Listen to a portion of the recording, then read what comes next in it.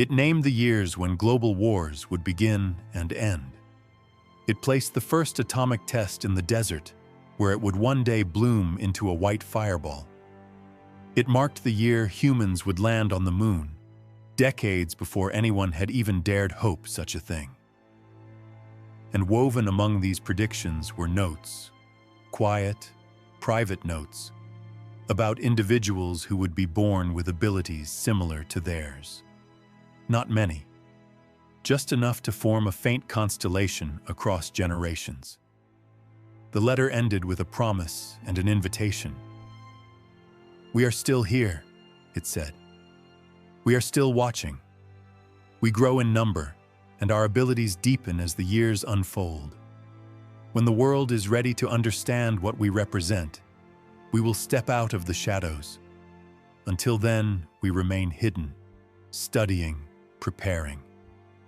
Beneath those words was an address, a farmhouse on quiet land, and a simple instruction. "Come to this place on the anniversary of our birth, when you are ready to know more." On February 23rd, 2024, the 168th anniversary of the winter night, when 3 silent infants were born beneath a meeting house floor, more than 50 people gathered at the address. Researchers, descendants of Underground Railroad conductors, individuals who claimed to share in the strange intuition recorded throughout the past century. What transpired in that gathering is a mystery held behind sealed lips. Those who attended have not spoken publicly. No government record acknowledges it. Yet in the months since, several attendees have taken up work on missing persons cases, violent crime investigations, and neurological studies, each claiming breakthroughs they cannot fully explain. Dr. Chen, who was among them, will only say that what is coming is not an end, but a beginning. That the abilities once dismissed as folklore in a Quaker town now form a quiet network of minds learning to understand themselves and each other. The story of Caleb, Ezra, and Isaac began in the dirt beneath a sanctuary, in a night pressed tight with fear. It wove itself through war, betrayal, science, secrecy, and into the marrow of families who did not ask for the burden of knowing. Whether these boys represent an evolutionary advancement or a mutation born of suffering remains unknown. Whether their descendants will choose to help humanity or hold themselves apart is a question without answer. But one truth remains steady as a heartbeat. Somewhere in this country, the children of Cedar Mills walk among us.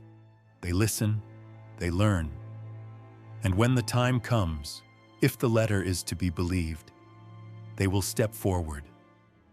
Perhaps they already have. So now I ask you, what do you make of this tale? Do you believe human evolution can leap under the pressure of extraordinary hardship? Have you ever felt an intuition so sharp and precise it unsettled you? Leave your thoughts below. And if stories like this, stories that blur the seam between the documented and the impossible, speak to something in you, then subscribe. Share this with someone who seeks the darker histories, and join us for the next descent into the shadows of America's forgotten past. What followed, the silence of their absence, the rumors and rediscovered papers years later, would complicate the story further. But it is here, in this suspended moment between the meeting house's abandonment and the later pages of lost journals, that the real fracture in human expectation appears. A small community faced with an impossible gift, a nation slipping into war, and 3 boys who, born in the belly of a secret, chose to become a secret themselves. What followed in the decades after the boys vanished was not silence, though it often felt that way. It was something quieter, something shaped by rumor and the uneasy weight of memory. The Cedar Mills Meeting House, robbed of its strange protectors, continued its work until war's end. But without the triplets, the air felt different. Conductors moved with greater caution. Station masters slept less. The sense of being watched over, or perhaps judged, was gone. When the operation finally shuttered in 1878, the building was left to weather and weeds. Those who had known the boys passed on in their time, carrying with them the knowledge that something impossible had been allowed to grow in their care, something that might one day surface again.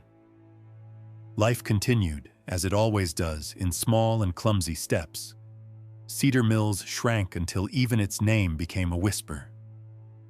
But the story refused to die. Stories of children with uncanny perception surfaced in towns hundreds of miles away. A girl in Pennsylvania who predicted a bridge collapse days before it occurred. Twin boys in Texas who pointed to the exact field where a missing ranch hand lay dying. A child in California who grew pale in the presence of a liar and distracted adults by naming private thoughts they had not spoken.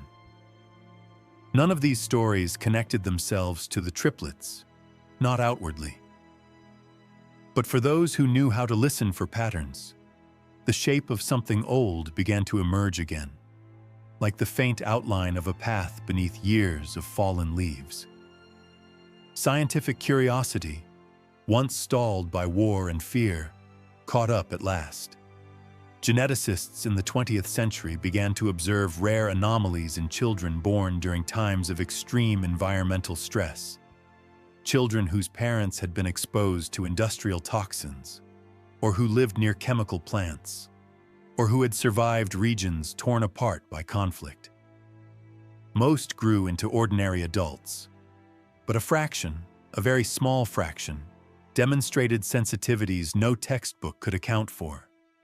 Acute emotional intuition, a knack for predicting human danger, an eerie ability to locate missing people as if following threads no one else could see. By the early years of the new century, experts like Dr. Sarah Chen were addressing these anomalies with caution and precision.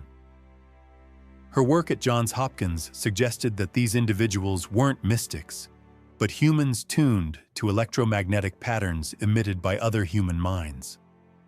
She spoke carefully, her words measured, because she understood the fear that accompanies new forms of perception. But she also understood that what was emerging was not myth. It was evolution, accelerated by the harshness of history. Still, even Dr. Chen could not have predicted what construction workers would find in 2003 in the bones of a rotting farmhouse only miles from where the Cedar Mills meeting house had once stood. Behind a paneled wall was a narrow space, a hidden room containing papers stacked with deliberate care. Dust clung to the edges like memory refusing to loosen its grip. In that cache lay a letter written in 3 distinct handwritings, yet signed with a single name: the children of Cedar Mills. The letter was dated 1923. Its tone was not threatening, nor was it indulgent. It felt matter-of-fact, resigned even. It offered genealogical records tracing descendants born to Caleb, Ezra, and Isaac, confirmation that they had lived long enough to father children of their own, children who inherited the same peculiar acuity. The letter listed names and birthplaces, the movements of families across states, marriages, and quiet deaths. And then, almost casually, it shifted to what lay ahead. Predictions of events that had not yet occurred in 1923, but that history has since confirmed with chilling accuracy. War does not merely reassign men, it reassigns interest. In the summer of 1861, the boys began to twitch and look toward the south with a dread that prefigured the first great battles. They felt, it seemed, the pulse of conflict before the newspapers could name it. When Thomas Caldwell, a soldier home on leave, passed through Cedar Mills, the boys' demeanor sealed his fate in their cryptic phrase, "He won't make it home." A man who is his friend will shoot him for his money. Caldwell derided the notion, and 3 days later his body was found by a river crossing, shot and robbed by a deserter once trusted as companion. The community's amazement curdled into a darker realization. The boys did not merely sense small deceptions. They perceived the arrhythmic throb of violence in men's hearts. The crucial rupture came in the spring of 1862, when the boys, then 7, reacted to a trusted conductor named James Morrison, as if a wolf had entered the meeting house. They screamed, not the high keening of children but a raw alarm, and pointed at Morrison. "Death," they chanted in their private cadence. "He brings death." Morrison denied any treachery, and Samuel, torn between gratitude and the boys' terrors, sent the group on with cautions and 2 men to shadow them. The men watched from a distance as Morrison led his charges into Miller's Creek and called them into a clearing. Slave catchers leapt from the dark. 7 were killed. 5 returned in chains. Morrison, the conductor, was paid for his betrayal. The massacre validated a horror Samuel could not undo. The boys had known and had been ignored. After that night, the boys' detachment deepened into something more absolute. They no longer occupied a simple protective role in Cedar Mills. They had become a lens through which the community saw its own failings.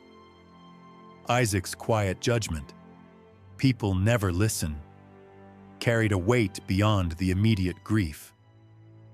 The Triplets had become an accusing archive of human failure, and those who understood them began to measure old kindnesses against new betrayals. Yet even after such sorrow, the world demanded explanation. By the winter of 1863, Dr. Elizabeth Hartwell, one of Ohio's rare female physicians and a neurologist of quiet rigor, had persuaded Samuel to allow a full examination. Her methods were rudimentary by later standards, but her findings were not. She reported neurological anomalies, excessive activity in regions linked to pattern recognition and emotion, and an astonishment she could not reframe. The boys' nervous systems responded to stimulation as if woven into a single distributed mind. Mild electrical stimuli in one room elicited synchronized heartbeats and brain patterns in the others across a partitioned house. The experiments suggested coordination at an electrical level no human science had charted. Hartwell's most controversial conclusion, later locked in classified files, proposed that the children were sensitive to electromagnetic patterns generated by human neural activity, that in simple terms, they could perceive the electrical signature of fear, deceit, and intent. She speculated that their mother's exposure to mercury and lead-based pigments used on southern plantations might have produced a mutation, a genetic leap that made possible a new sensory apparatus. If true, this was not prophecy or spirit, but mutation, a human adaptation, dangerous, visible, and inheritable. War and curiosity are a lethal mixture for such a discovery. The military moved quickly to protect what it perceived as an asset. Yet the boys, feeling the approach of marshals and the cold calculus in men's minds, chose the wilderness over laboratories. On a frozen morning, small bundles in their hands, Caleb, Ezra, and Isaac slipped from the only home they had known. They left a note, perhaps, or only memory. They told Samuel of other children, other scattered, nascent minds born of violence and poison, and vowed that they would find them one day. "We'll be watching," they said. "We'll remember who helped us and who hurt us." When the marshals arrived, the meeting house was empty. Tracking parties and dogs combed the hills and found nothing but the echo of 3 voices that had once been the town's conscience. For Samuel, who lived the remainder of his life with the secret folded in his breast, the disappearance was less a triumph than a new wound. The boys had not been taken. They had, by their own will, vanished. Dr. William Harrison, the local physician, chronicled these patterns with a mixture of curiosity and professional dread. His notes are careful and clinical. Hearing and vision within normal range, reflexes unchanged, no sign of malformation. Yet the behaviors he could not explain multiplied. By 3 years old, the boys wore what the neighbors called the knowing look, an expression of intent that emptied the room. They would whisper amongst themselves in that same flowing, river-like language Ruth had used, and when they fixed that look upon a person, the air in the room seemed to compress. This faculty soon became practical. Word moved, as rumor does, along the underside of the Underground Railroad. Conductors who learned that Cedar Mills harbored children who could sense betrayals began to prefer routes that wound through the meeting house. When the boys were calm, freedom seekers traveling the basement felt safer. When the boys were distressed, the conductors knew to trust their instincts. Across 3 years, the Triplets exposed 7 infiltrators, men who might have destroyed the station and the lives depending on it. For a time, they were a parish's quiet salvation, but gifts like theirs were heavy. Children who perceive the secret corners of the human heart do not bloom like ordinary boys. They grew isolated. Other children recoiled from their intensity. Adults who were honest still felt their privacy violated. The boys, aware of the weight of seeing too much, learned to make their knowing subtle. Yet the restraint became its own prison. They huddled, whispering and watching, their faces drawn with old sorrow. Dr. Harrison worried aloud. What becomes of men who know too much of evil before they have learned to forgive themselves? The world that might have left them alone did not remain still. The election of 1860 and the drumbeat toward war sharpened the United States into something fragile and dangerous. Agents and marshals moved with new authority. In the winter of 1860, the boys revealed a capacity beyond the local and the immediate. One bitter January morning, they began to cry with a prolonged, keening wail that no comfort soothed. They wept for 6 hours, collapsing only with the sun. 2 days later, word came that a group of 11 people had been captured 40 miles south. A pregnant woman had given birth in the frigid uproar of capture, and both mother and child had died on the forced march back to Kentucky. The timing matched with an exactness that unsettled Dr. Harrison to his core. 3 weeks later, the pattern repeated. The boys convulsed in distress for 2 hours. A conductor was shot and killed that same day. The physician began to record physiological correlates to their episodes: synchronized pulse, dropped body temperature, heightened brain activity, and concluded what he could not frame in his training. During these fits, the triplets' nervous systems were somehow linked, and that linkage reached outward to events unfolding miles distant. Their sensitivity selected for betrayal and mortal danger, not for ordinary accidents. Their compass pointed toward malevolence and hunted people. This reputation spread beyond secret roots and into the quiet of grieving households. Families whose kin had vanished came to Cedar Mills asking for answers. Samuel resisted at first, fearful of turning his children into tools. Yet often the boys approached the desperate on their own. The case of Mary Brennan is typical of what followed. 3 months missing, her parents arrived with a broken hope and rumors of the triplets. The boys stepped forward, lined up as they often did, and whispered until Isaac pointed and said simply, "She's there, southeast. She is afraid, but alive." Authorities searched and uncovered Mary and 2 other captives locked in a farm cellar. The man who had taken them was arrested and later admitted to intending to sell women into trafficking. Rescue and confession confirmed to Cedar Mills what the rest of the country could not yet accept. These children possessed a functionally supernatural acuity. By the time war touched Ohio, the boys were changing in ways that frightened those who loved them. They were rarely playful. They spoke with an old sorrow, as if memory had acquired them before their years.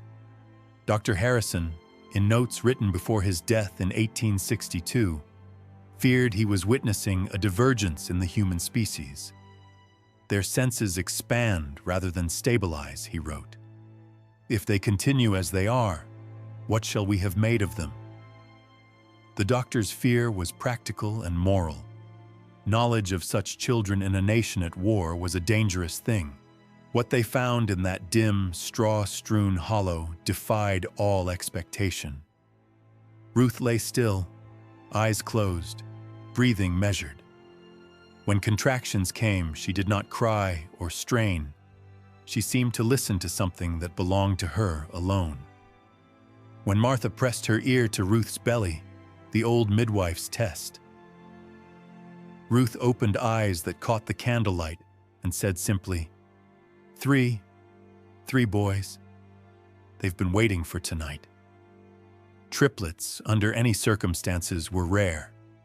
That they should be born in a fugitive cellar while bloodhounds circled the countryside was a contingency beyond the ledger of any midwife. And yet the words the young woman spoke were precise, as if naming what both she and the children had already agreed upon.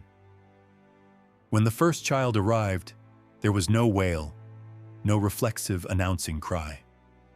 Martha, experienced in hard births, held a perfectly formed boy who breathed and opened his eyes as if arriving from a dream. The second and third followed in quick, silent succession. Each came into the world alert, aware, and without protest.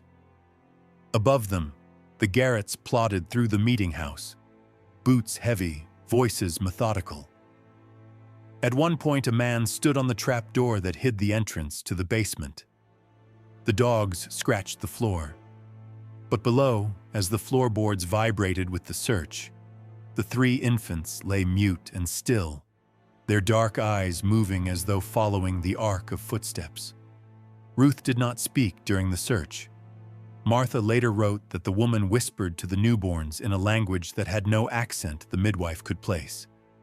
A steady, liquid cadence, words that sounded like a stream running over stones. The raid lasted 3 hours. The men left, cursing a phantom informer. Only when their horse hooves became small sounds on the road did the boys break silence. All three cried at once, a single hollow wail that seemed to come from the very bones of the house. Ruth did not survive the night. She bled, and no skill of Martha's could staunch the loss. Her last faint breath carried a warning and an instruction. They'll know things. They'll always know. Take care of them. Remember, they are not like other children. With that, she was gone.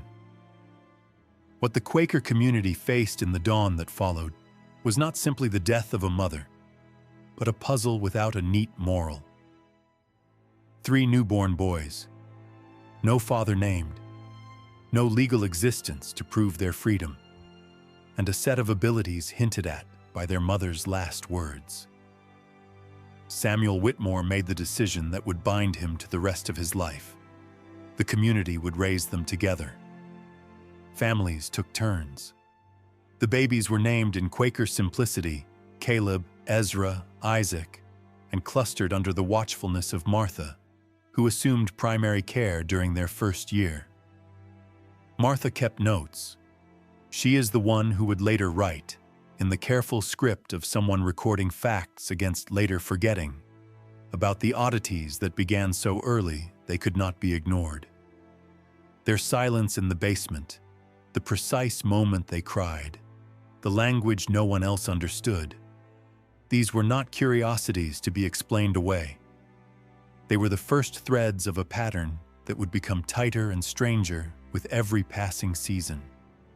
By their first birthday, the rhythm of their lives had settled into something like a single pulse.